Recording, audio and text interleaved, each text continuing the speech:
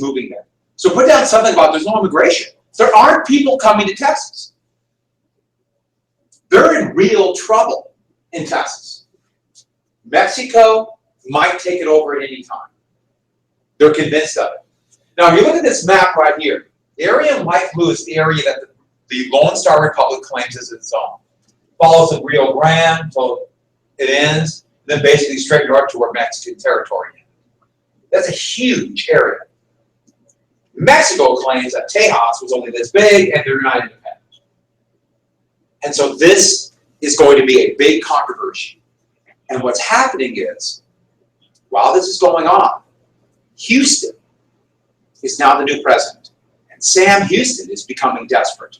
We can't get people in. If we don't get people in, Texas will die. Think about it. Immigrants won't come there. Yeah. Did Texas have like its own president this year? Yeah, they're independent countries. So okay. There's actually,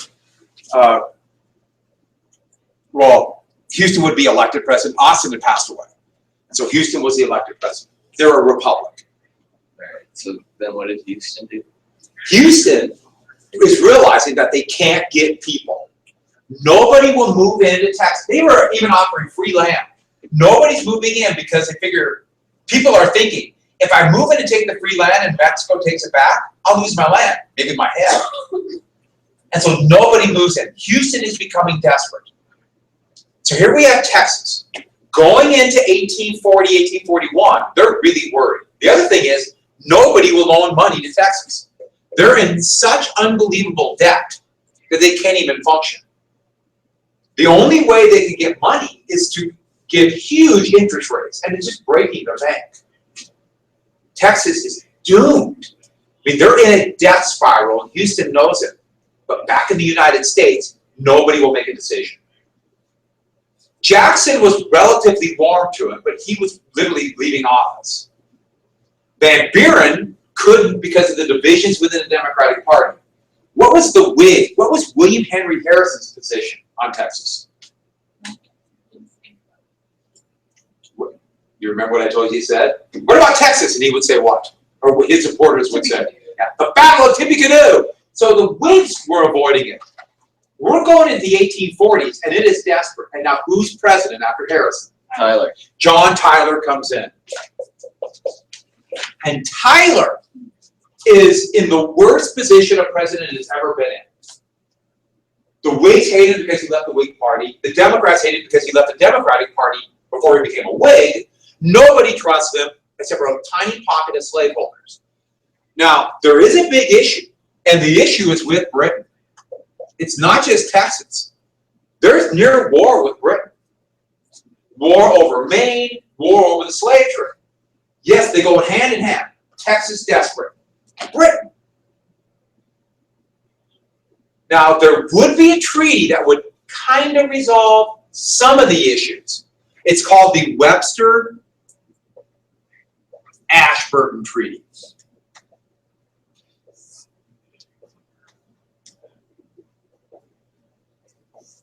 And the Webster-Ashburton Treaty would deal with something that was a major bone of contention, the slave trade.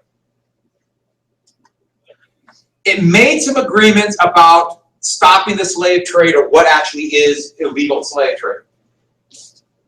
Remember, the United States ended the transatlantic slave trade back in 1808 when Jefferson was president. But there were still loopholes and slaves were still coming in. The big thing we have to know about this is Britain, by the 1830s, saw it as their moral duty to stop slavery. We must do whatever it takes to stop slavery. That's the way Britain looked at it. And so Britain had ships off the African coast, stopping illegal slave runners to their point of view. They were stopping ships on the high sea, including American ships, to stop the slave trade. Big bone of contention. The Webster-Ashburton Treaty basically set some guidelines for this, even though there was still a lot of disagreements. But the other one was everybody's favorite war, the Aroostook War. And since it's your favorite war, I don't need to tell you what happened, do I? I do have to? I love it so You just want to hear it again and again. It's over the border of Maine. It's the Aroostook River. This area is really, really great for logging. And the Aroostook War was literally a war between Canadian, which is part of Britain, so Canadian lumberjacks versus American lumberjacks. And how do lumberjacks fight? Yeah, so it's a pretty nasty fight. Axes, and they got those chains with hooks on it they'll use to either pull themselves up a tree or to pull a tree down. That's what they're fighting with. Seriously? Oh yeah. That's That's sweet. Someone in fourth period suggested that make a great bloody horror movie. No, that would.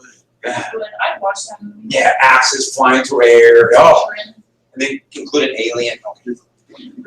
So, they ended the war by splitting up Maine. Basically, the border issue was cut in half. This area in green was contention, and they basically just cut it in half. Came up with a border. But it did not mean that the fight between the United States and Britain was over. There was also a major fight in the background and would come to the forefront, Oregon. Oregon territory was becoming very, very prized. By the 1840s, only two countries, Britain and the United States, were continuing the push of this claim. Russia had given up their claim. Spain was gone. Mexico claimed it for a while, but they were too spread out. There's timber, there's potential minerals, great amount of wealth, really good harbors, and there's already fighting about it. 1844, right here in the San Juan Islands. Has anyone ever been there in Puget Sound? Heard of it? I've only been by them. They're really pretty. Lots of killer whales. You can pet them. But it's called the Pig War, obviously, correct? Where an American pig roamed onto the farm of a British pig. An American-owned pig went to a British farm, and then the British farmer killed the pig. Next thing you know, roams of pigs are fighting each other in the open plains. Pigs against pig combat. You think they'd all be friends? No, that triggered a fight between the settlers of both sides, and it was really they're really worried it might erupt into full-scale war. And so Oregon is making people think that perhaps there'll be a fight over pigs, a fight between the U.S. and Britain. Yeah, it literally was the Pig War on San Juan Island. Not that it was a big war, but it's one of those like, really? Okay. Aroostook and Pig War. Back to Texas. Back to Texas. Here's Sam Houston. What city's named after Houston? San Antonio. And so, yes, Houston. Houston is sitting there now by the middle of the decade, 1843, 1844, and he's desperate. In the United States, it is such a political hot potato that nobody will touch it. Both parties are bitterly divided over the issue of the spread of slavery. So they're just avoiding it. But Houston realizes, I don't have time. Every day we get weaker and Mexico might take us back, which they're threatening to do. There were actually a couple examples of fights along here. And so Houston is going to do a very dangerous thing. He wants to be annexed. So he wants to push America to annex him. But if not, he really doesn't want to go back to Mexico. So, what country did he send emissaries, knowing that it would infuriate the United States?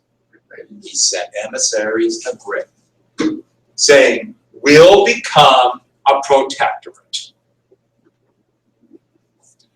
A protectorate means essentially there'll be an independent country, technically, but under the umbrella of British protection, and so Britain's got a huge amount of influence on it. But the logic is, if we're a protectorate of Britain, Mexico can't take us. Now, Houston's thinking, that's better than going back to Mexico, where he might lose his head, or have to run away, lose everything he has. But he also knows, because of the anger in the U.S. will go nuts. Just by talking to Britain. And basically, he's thinking that Americans in Congress, senators and congressmen will say, we got to act now. We got to, whatever, we just got to get Texas or Britain will get it. But it's much, much more than that. In a response from Britain, from their new Secretary of State, Lord Aberdeen, Britain responded. You don't even know his name, just have to know the British response. And the British response was very lukewarm, like, yeah. Britain thought, we probably can't do this. But in the letter back to Houston, they said, okay, if you would become a protectorate, we'll provide you with the people you need. We'll open it up to British immigration. There was a huge number of very poor people in Britain that were either unemployed or underemployed because of the Industrial Revolution and the changes in Britain. They're living in the big cities, and Britain is terrified that they will revolt. In fact, there's already something called the Chartist movement, asking for democracy. I think two of you maybe remember that term, but also there was actually outright fighting, which British soldiers would kill hundreds of poor unemployed people in what's called the Peterloo Massacre. The point is, Britain's scared of rebellion. Let's get rid of some of these people and go to Texas. That'll solve both problems, won't it? But in the letter it says, but of course, what's Texas going to have to do? They would actually remain independent. Something else. What are they going to have to do? Ban slavery. You said it again? Ban slavery. Ban slavery. No, Texas, never Mexico, but Texas won, so they kept slaves. Immigration, but ban slavery. Now you look at this, Britain really, when Aberdeen said this, he was basically just saying, you'd have to do this, but it's not going to happen. But when this got back to the United States, it was printed in the newspapers, which is what Houston wanted. Houston wanted to make the United States mad, so they would annex Texas. It's a dangerous game, but that's what he wanted. He's desperate. It was huge. You could see all these events kind of leading up to Civil War. And then the argument over this letter going into 1844, you can see like, boom, the clock is running the Civil War. Right here over Texas. Because Texas represented everything that was going on. It's Texas. Because the Southern reaction was not just, let's discuss this. The Southern reaction was, this is an act of war against us. So let's backtrack just a little bit. What's the fusion? Remember I told, so say it again. Spreading out slaves. So you spread out the slaves. Now originally Jefferson thought it would be easier to get rid of slaves. But eventually Southerners said, boy, you just left them hanging there. You spread out the slaves. That lessens the chance of what? Yeah. That overriding fear of slave rebellion. They were fearful that we got rid of slaves here, they'll have so many slaves here, there'll be slave rebellion. Now back to Texas. Well, before you get to Texas. This area right here, significant number of slaves were running away. I'm sorry, significant numbers of slaves were being forced here because of the new cotton plantations. If a slave wanted to run away from one of these slave labor camps, where do they go? The river. Huh? To the river. Well, they go to the river, but then what? Okay, if Texas is still a slave republic, they can't go to a slave republic.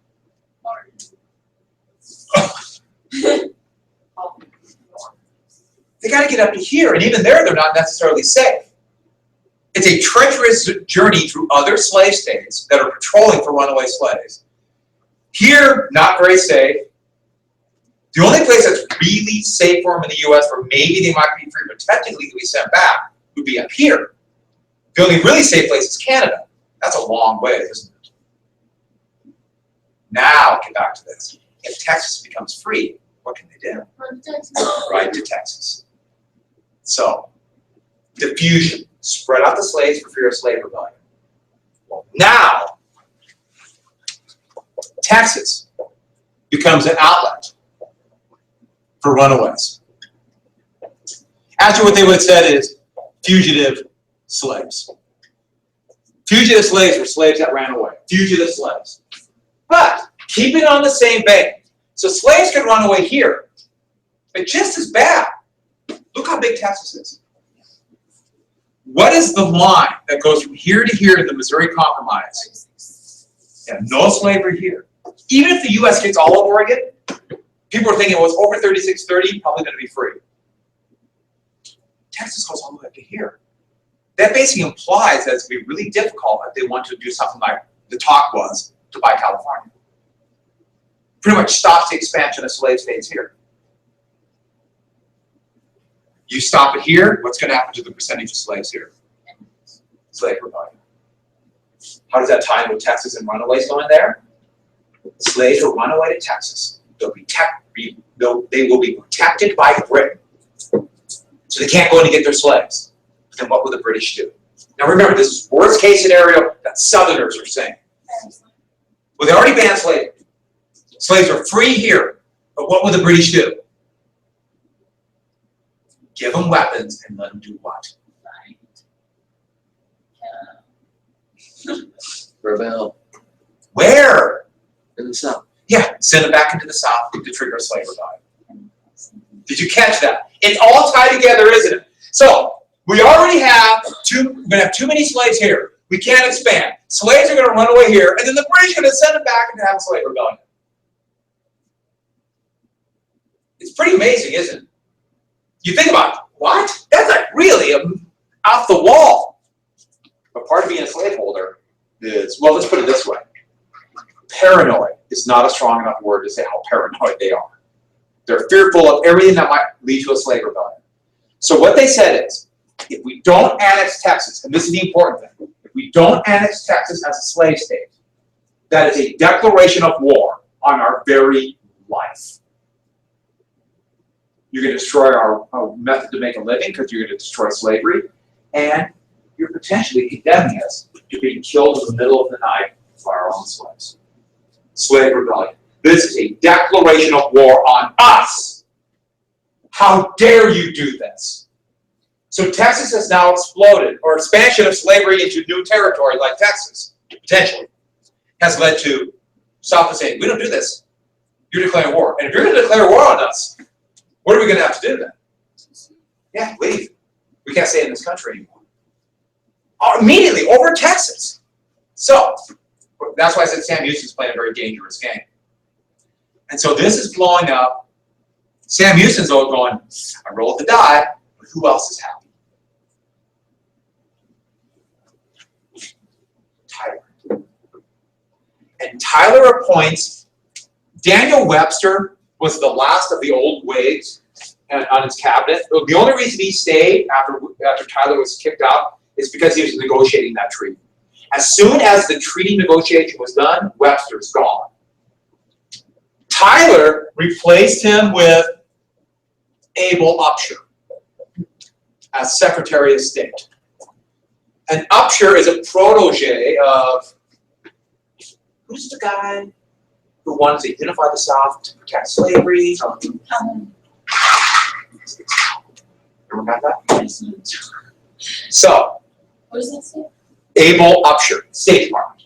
He's Secretary of State. So Upshur is taking advantage of this, saying the British are coming for you. Trying to figure out a way to get enough votes to get Texas into the Union. Then he was killed by an exploding 40-pound parrot. And so after the 40-pound parrot exploded, Tyler needed to find a new Secretary of State. Everyone got that down? Good. A 40-pound parrot exploded. No, for reals. For reals? A 40-pound parrot exploded. I feel like you're making this up. Yeah. And who thinks I'm making this up? No one else, right? A 40-pound parrot. Obviously. Have you ever seen a 40-pound parrot? No. Because they blow up. Right? No one knows what a 40-pound parrot is? Do I have to do everything? Yeah. Go to the teacher. Yes. Okay, so what was? Oh yeah, it's a serious question. I want to get back to the parrot. No, go on. What was Abel Upshur? He was from Virginia. He became the new Secretary of State. He replaced Webster. And so you didn't like replace anyone in the Whig stuff. No, well, he was kind of like this. He was kind of a Whig because he was anti-democracy, but he was opposed to the Northern Whigs. All right, so Upshur's the new Secretary of State. And Tyler's only friends were the elite from the South who wanted to protect slavery. So what does it mean if he's Secretary of State? He's State Department. Like, what does that help? Okay, we talked about this once before, but State Department now means foreign affairs. No, like, how does it help Tyler? Oh, because he's an ally of Tyler. Tyler wants to annex Texas to kind of solidify his position. Upshur wants to annex Texas to unify the South.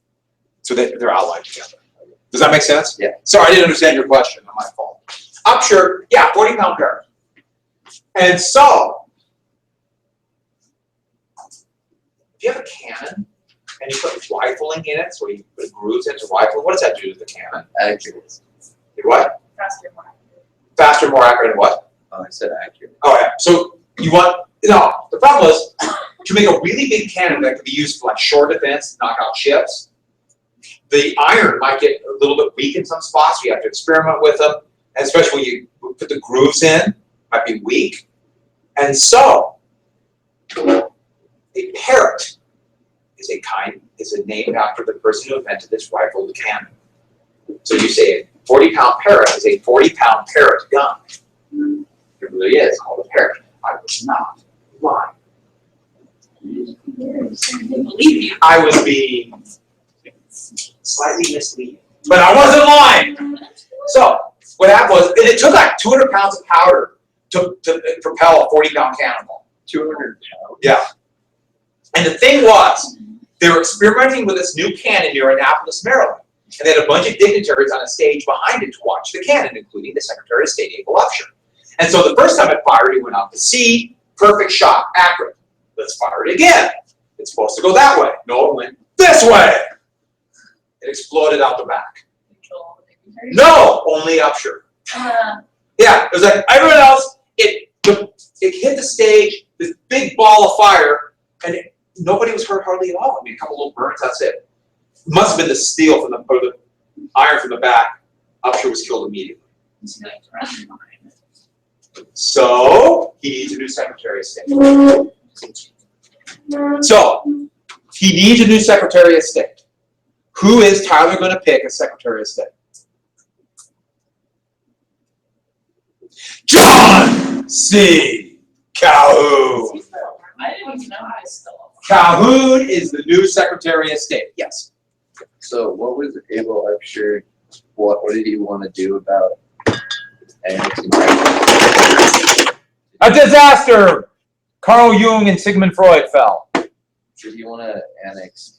He wanted to annex For the Texas South? Or to unify the South, to so he protect wanted slavery. to be part of the South? Mhm. Wanted to be part of the U.S. So what did Tyler want? Tyler wanted the same thing. Like, they didn't care which way it went. Just as long as Texas becomes part of the Union. Okay. And since Tyler wants to justify his presidency and he wants to protect slavery, he basically agreed. And so, Calhoun is the new Secretary of State. I know what you're thinking. This guy never dies. No, he is still alive today. Spreading evil and bile wherever he goes.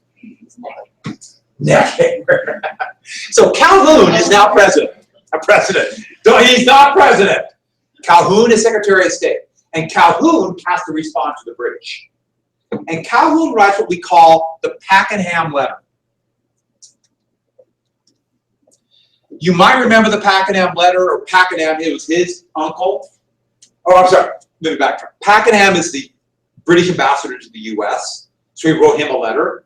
Do you remember General Pakenham from the Battle of New Orleans, who was sent home in a barrel of rum? Yes. Yeah. Yeah.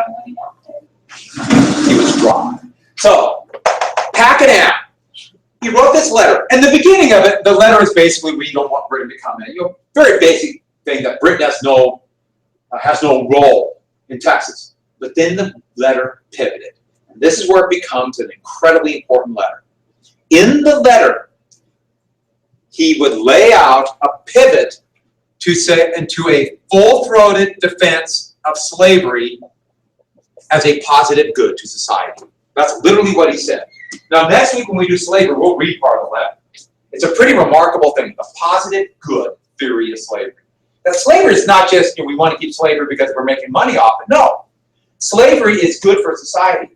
In fact, what he argued is, in the letter, it said slavery is better than the new industrial order being created in Britain. It's a lot better. Now, By saying it's better than what's going on in Britain, he's implying that it's also slavery better than what section? The North. Doesn't quite say it, but he implies it. And we can't have that system going to Texas. We need slavery.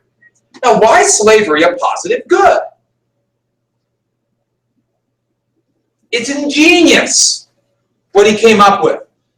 He started the argument in this letter, and then I'll give you the whole positive good theory that he will embellish.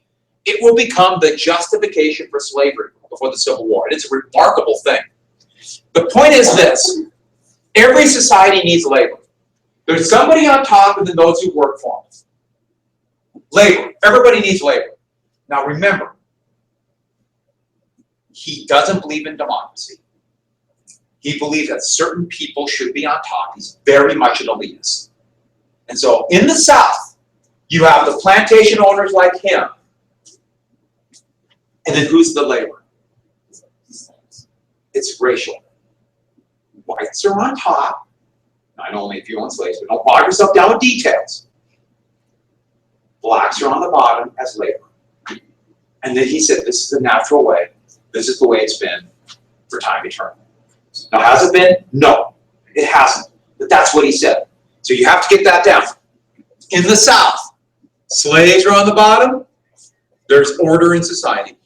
Everybody knows their place then. Whites are on top, blacks are on the bottom, natural way of life. That's the way labor is supposed to be. Someone's going to be on top, someone's going to be on the bottom. Yes, it's shockingly racist. And completely disingenuous since most whites didn't have slaves either. But we're defending slavery here. But what about Britain? Who's the laborers in Britain? The poor. The poor workers. And what color are they? White. White workers here. White. But more importantly, what do they work for? A wage. And what do you call? Now, he's saying that this system's bad. So he said, they're not free workers. What are they? Wage slaves. They're wage slaves. Very good. Wage slaves. And think about what system's better. Who cares for the slave? The owners. From the day they're born to the day they die, the master cares for their slaves. Make sure they're fed, clothed, housed. If they're too sick to work, what happens? They continue their care. They nurse them back to health. Right? This nurturing system of slavery. Now, was slavery like that? No. But they want to promote it. It's a great system. Everybody knows their place. What happens here? They get a job. They barely get enough to survive with a wage. If they get hurt on that job, what happens to them? They're fired. What happens to their family? If They starve. Die.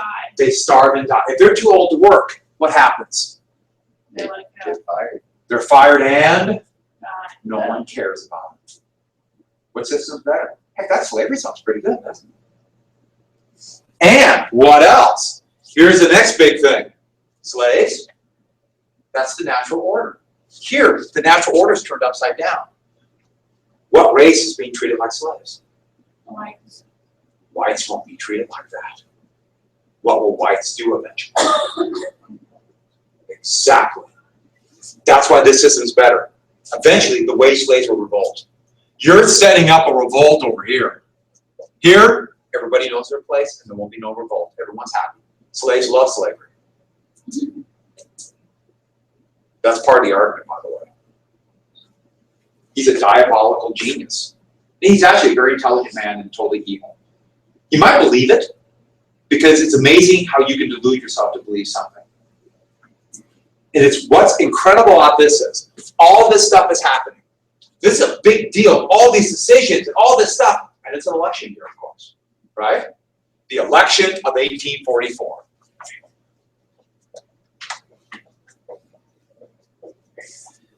What kind of country are we going to be then? The big thing is, what's going to go on in the territories? 46 or 44? 44, sorry. What's going on? Are we going to allow the system of slavery or the system in the north? What kind of country are we going to be? What kind of country? So this election's a biggie. Didn't work for, I'm gonna show you one picture, last thing for the day. Huh?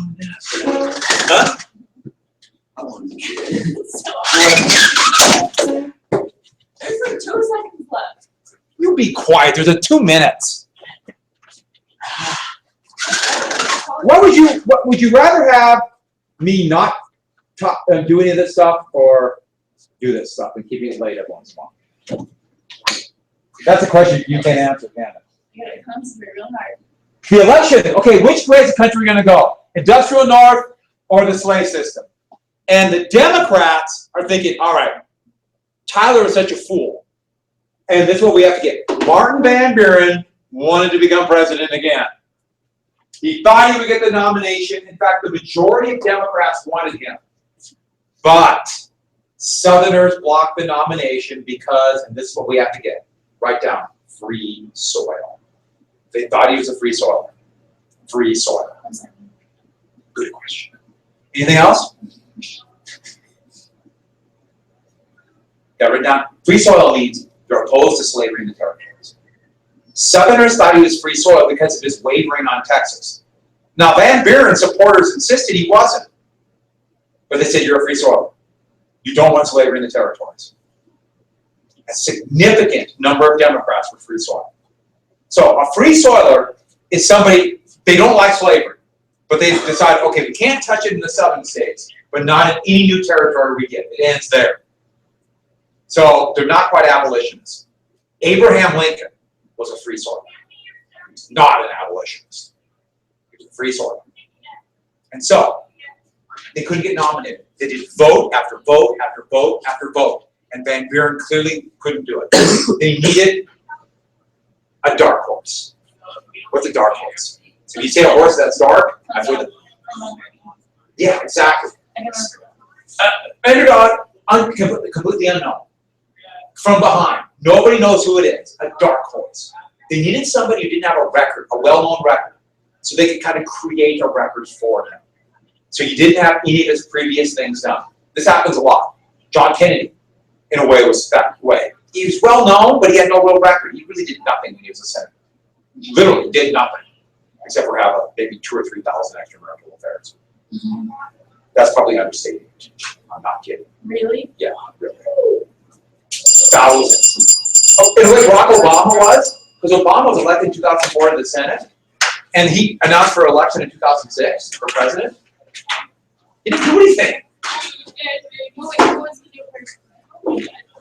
Oh, you want to know, don't you? You can't wait. You can't wait. I already have the number written down. We'll start off on that. James Knox Polk. Now I'm going to watch something. We're doing September 11th. Special topics. And we're watching a bunch of this thing that they did that's like videos of the attack that day, personal things. It's in New York City. It's pretty amazing.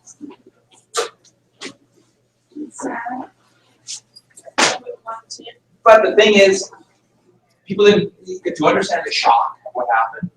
You know, because you guys were going to think about each person, not for you. Too late. You gonna come to Nutcracker? Yeah. When is that? 21st and 22nd. Yeah, I'll do that. Me too. On the weekend. All right, everybody! 9/11. Let's do it. You know, the only people that matter are here right now. Well, they. You too. Why would Thank anyone care about Polk? I know, that was embarrassing. What else on your notes? Thank you very much.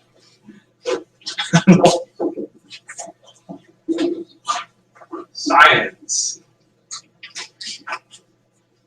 Well, if there are parts of the AP you're on, it's scientific revolution. Science.